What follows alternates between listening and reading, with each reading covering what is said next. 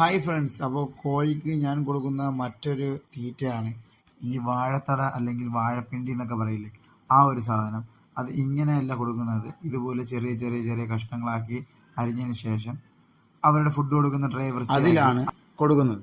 ഇതിന് കട്ട് ചെയ്തതിന് ശേഷം നേരെ കൂടിലേക്ക് എടുത്തുകൊണ്ട് പോയിട്ട് നമ്മൾ സാധാരണ ഫുഡ് വെക്കുമ്പോൾ അവർക്ക് വെച്ച് കൊടുക്കുന്നുണ്ട്. അവർ നന്നായിട്ട് ഇത് കഴിക്കുന്നുണ്ട്.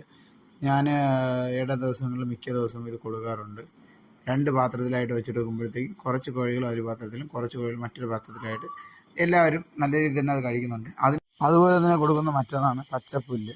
അതും ഞാൻ ദിവസവും കൊടുക്കാറുണ്ട്. നമ്മുടെ സാധാരണ പശുവിനും ആടിനൊക്കെ കൊടുക്കുന്ന പോലെ സാധാരണമായ പുല്ല് ഇതുപോലെ പറിച്ചെടുത്തതിന് ശേഷം അതും അവർക്ക് കൂട്ടിൽ വെച്ച് കെട്ടി തൂക്കി ഇട്ട് കൊടുക്കുകയാണ് ചെയ്യുന്നത്.